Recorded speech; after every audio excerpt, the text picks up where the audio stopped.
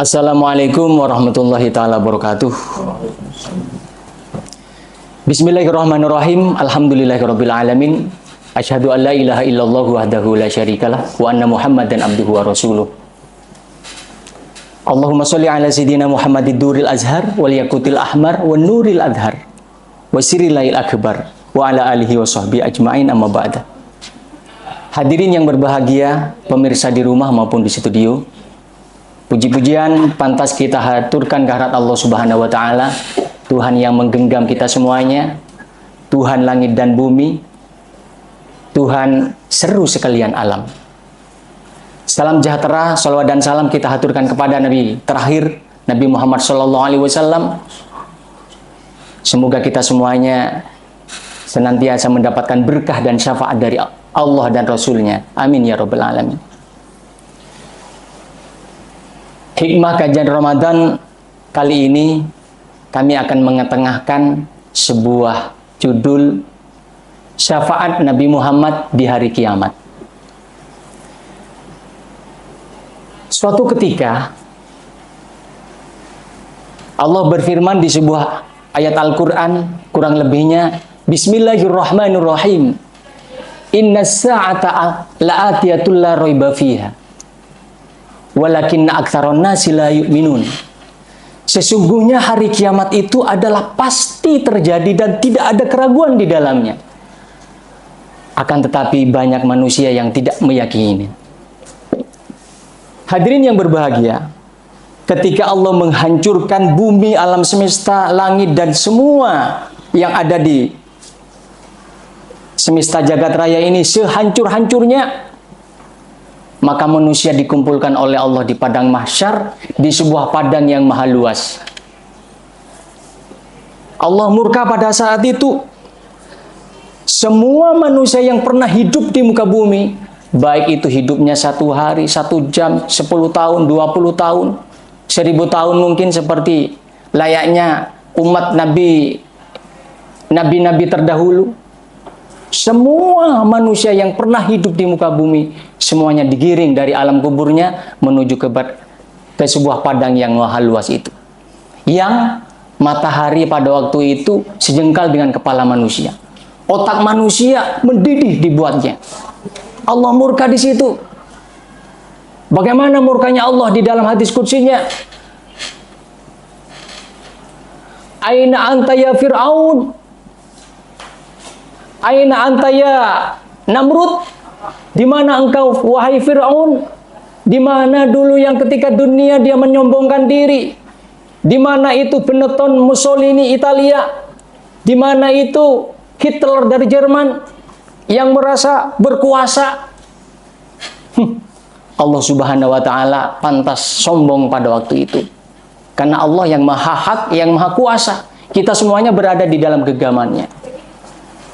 Sementara jutaan manusia, miliaran manusia, lautan debu manusia merintih, menjerit kesakitan. Untuk apa mereka di situ? Untuk mendapatkan sebuah pertanyaan dari Allah. Setelah itu Allah akan menimbang amal ibadah manusia. Jutaan manusia, miliaran manusia, semuanya menjadi satu di situ. Konon katanya mereka ada yang tenggelam dengan keringatnya, ada yang tanpa keringat, sesuai dengan amal ibadahnya. Umat manusia menangis, merintih, menjerit kesakitan. Rame-rame mencari Nabi Adam. Mencari Nabi Adam di tengah lautan debu manusia, seperti mencari sebutir mutiara di samudera yang teramat dalam. 1 tahun, 2000 tahun, 1000 tahun bahkan, baru ditemukanlah Nabi Adam. Ya Adam, anta abul bashar, wahai Nabi Adam, engkau adalah bapak moyangnya manusia. Kami ini semuanya anak cucumu, wahai Adam. Wahai Nabi Adam, laporkan kami kepada Allah, wahai Nabi Adam. Kami menjerit, merintih, menangis, karena kami terkapar, seperti cacing kepanasan. Apa yang kami tunggu ya Nabi Adam? Kalau seandainya kami akan ditimbang amal ibadah kami, tolong cepat timbang amal ibadah kami. Agar bagi kami yang beruntung secepatnya masuk surga. dan bagi mereka yang celaka, agar mereka mendapatkan balasan sesuai dengan apa yang mereka kerjakan ketika di dunia. Nabi Adam mendapatkan anak cucunya menangis. Nabi Adam juga menangis seraya berkata, "Wahai anak cucuku, aku malu kepada Allah Subhanahu wa taala. Seandainya aku tidak memakan buah khuldi dulu ketika di surga, niscaya aku tidak akan tergoda oleh iblis sehingga akhirnya aku dikeluarkan dari Allah, dari surga oleh Allah Subhanahu wa taala. Sehingga aku dengan ibumu terpisah di masyrik, sementara ibumu Siti Hawa berada di maghrib. 100 tahun kemudian baru kami berkumpul. 100 tahun kemudian baru kami bisa mengembangkan anak cucuku di dunia. Seandainya aku tidak tergoda oleh iblis dan memakan buah khuldi itu, niscaya kami akan melahirkan kalian semuanya di surga dulu. Atas dasar itu kami malu kepada Allah Subhanahu wa taala. Tolong kamu cari seorang nabi yang juga menjadi rasul dan utusan Allah, yaitu Nabi Nuh yang juga termasuk turunanku." Hadirin yang berbahagia, mencari seorang Nabi Nuh di tengah miliaran dan triliunan manusia seperti mencari sebutir jarum di atas gundukan jerami yang menggunung. Mula-mula yang ditemukan adalah, "Kamu Nuh ya?" "Tidak, aku Nuh, orang Banyuwangi." "Kamu Nuh ya?" "Tidak." 1000 tahun kemudian didapatilah Nabi Nuh. Sama juga pernyataan manusia, "Wahai Nabi Nuh, engkau seorang nabi yang menjadi utusan Allah, kekasih Allah. Engkau seorang nabi yang masuk urutan Nabi Ulul Azmi. Tolong wahai Nabi Nuh, sampaikan kepada Allah Subhanahu wa taala agar kami semuanya ditimbang amal ibadah kami. Kami sudah tidak kuat. Tidak kuat dengan panasnya kami, kepedihan kami. Kami tersiksa di sini wahai Nabi Nuh." Nabi Nuh pun juga tertunduk malu. "Wahai umat manusia, aku juga malu kepada Allah Subhanahu wa taala.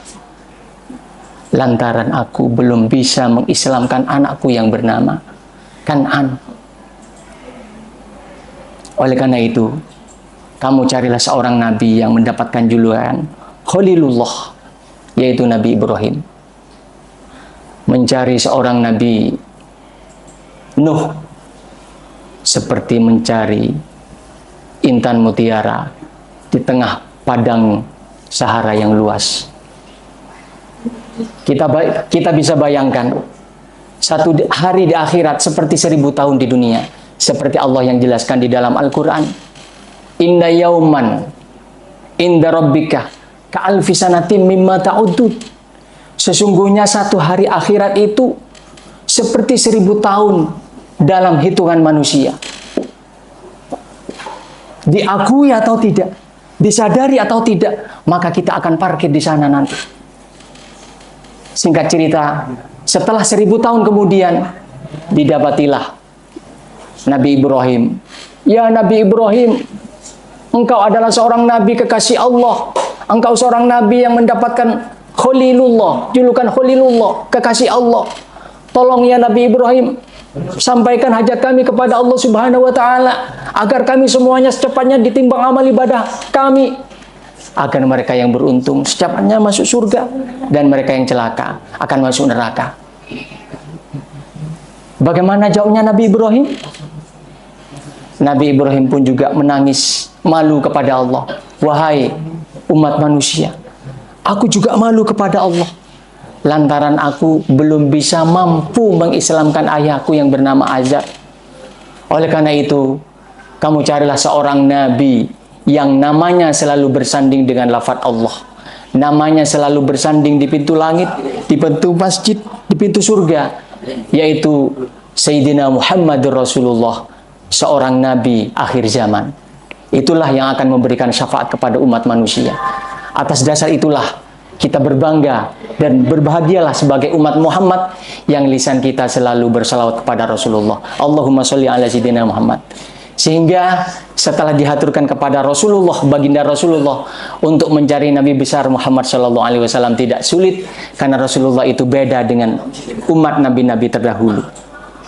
Rasulullah sebagai seorang nabi kekasih Allah dengan bendera kebenaran Islam sudah berjajar, sudah ada tempat yang khusus yang Allah prioritaskan kepada seorang nabi dan para umatnya, disitulah kita semuanya. Dan kita akan bangga bahwa yang akan ditimbang amal ibadah manusia adalah terdiri dari umat Muhammad SAW. Juga berbanding terbalik, jangan terlalu bangga kalau kita masih banyak maksiat, melakukan hal-hal yang dilarang oleh Allah. Karena yang juga akan yang masuk neraka bagi umat Muhammad secepatnya masuk neraka. Kenapa? Karena di antara umat Muhammad ada yang ditimbang amal ibadahnya, ada yang berat di sebelah kanannya, ada yang berat di sebelah kirinya. Kita bersyukur kalau seumpamanya kita sebagai umat Muhammad yang lisan kita tidak pernah kering dari bersalawat kepada Rasulullah SAW.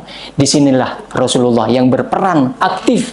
Bagaimana Rasulullah tidak akan pernah mencicipi surga dan fasilitasnya terlebih dahulu.